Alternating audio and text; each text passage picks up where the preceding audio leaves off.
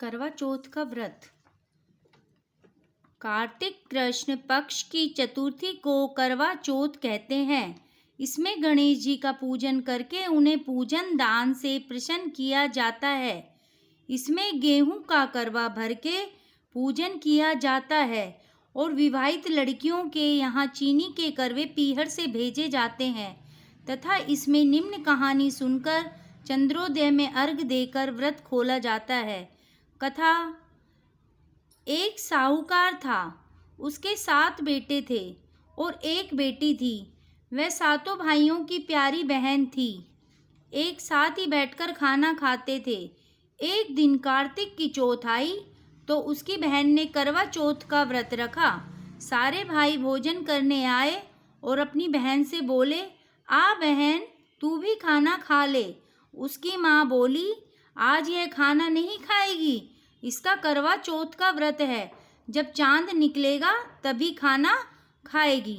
तो उसके भाइयों ने छल कपट से जंगल में आग जलाकर छलनी में से चांद दिखा दिया।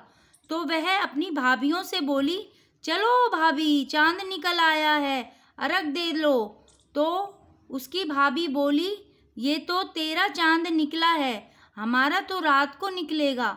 यह सुनकर भाइयों के कहने से उसने चांद को अर्घ दे दिया और खाने बैठ गई। पहला टुकड़ा तोड़ा, बाल निकला। दूसरा टुकड़ा तोड़ा, छींक मारी।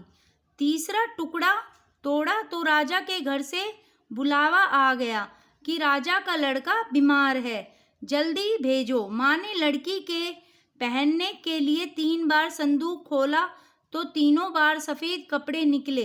अब उसको सफ़ेद कपड़े पहनाकर ही ससुराल भेज दिया और माँ ने लड़की के पल्ले में एक सोने का सिक्का बांध दिया और बोली, रास्ते में जो भी मिले पैर पड़ती जाइयो, जो तुझे सुहाग की आशीष दे उसे सोने का सिक्का दे देना और पल्ले को गांठ लगा लेना। अब उस रास्ते में जो कोई भी मिला उसके पैर पड़ी, पर किसी ने भी सुहाग की आशीष नहीं दी। अब वह ससुराल में आई तो दरवाजे पर छोटी ननद खड़ी थी। वह उसके पैर पड़ी तो ननद बोली, सीली हो, सपूती हो, 7 बेटों की माँ हो, मेरे भाई का सुख देख। अब उसने सोने का सिक्का ननद को देकर पल्ले को गांठ मार ली। उसके बाद वह अंदर आई, आकर देखा कि उसका पति मरा पड़ा है। अब वह उसे लेकर एक कोठरी में पड़ी रही। 1 साल तक उसकी सेवा करी। उसकी सास बांदी के हाथ बची खुची रोटी भेज देती। इस प्रकार उसने अपने पति की सेवा करते करते 1 साल हो गया। करवा चौथ का व्रत आया। सारी पड़ोसनों ने कहा, नहा धोकर करवा चौथ का व्रत रखा। सबने सिर धोकर हाथों में मेहंदी लगाई, चूड़ियाँ पहनी। वह सब देखती रही। एक पड़ोसन बोली, तू भी करवा चौथ का व्रत कर ले। तब वह बोली, मैं कैसे करूं? तो वह बोली, चौथ माता की कृपा से सब ठीक हो जाएगा। उसके कहने से उसने भी व्रत रखा। थोड़ी देर के बाद करवे बेचने वाली आई। करवे लो री करवे लो, भाइयों की प्यारी करवे लो, एक करवे वाली मेरे को भी करवा दे जा।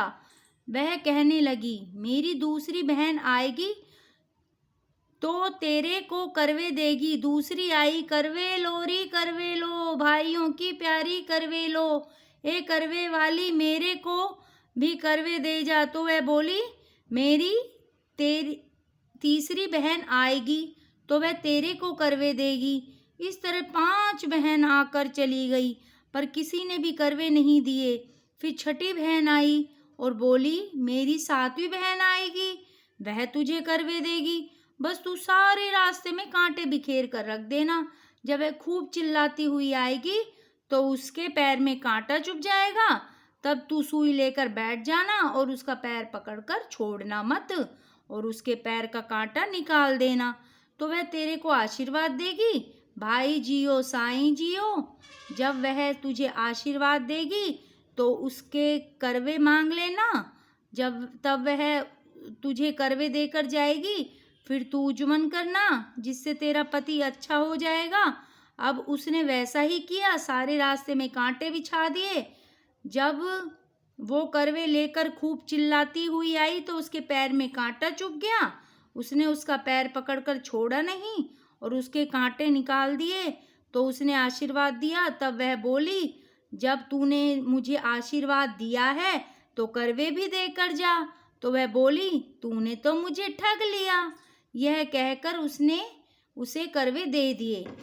अब करवे लेकर उसने उजमन की तैयारी की, व्रत रखा। राजा का लड़का ठीक हो गया और बोला, मैं बहुत सोया। वह बोली, सोए नहीं, 12 महीने हो गए तेरी सेवा करते करते। फिर उसने चौथ माता का उजमन बड़ी अच्छी तरह से किया। अब उसने चौथ माता की कहानी सुनी और उजमन करा। अब वे दोनों चौपड़ खेलने लग गए। इतने में उसकी बांदी तेल की पली और गुड़ की डली लेकर आ गई। दोनों को खेलते देखकर सासू से जाकर बोली, महलों में खूब रौनक है, तेरी बहू चौपड़ सार खेल रही है। इतना सुनकर सासू देखने को आई। दोनों को देखकर बहुत खुश हो गई। बहू ने सासू के पैर दबाए और सासू बोली, बहू सच सच बता तूने क्या किया। उसने सारा हाल अपनी सासू को बताया। तो राजा ने सारे शहर में ढिंढोरा पिटवाया कि अपने पति की जीवन सुरक्षा के लिए सब बहनें करवा चौथ का व्रत रखें।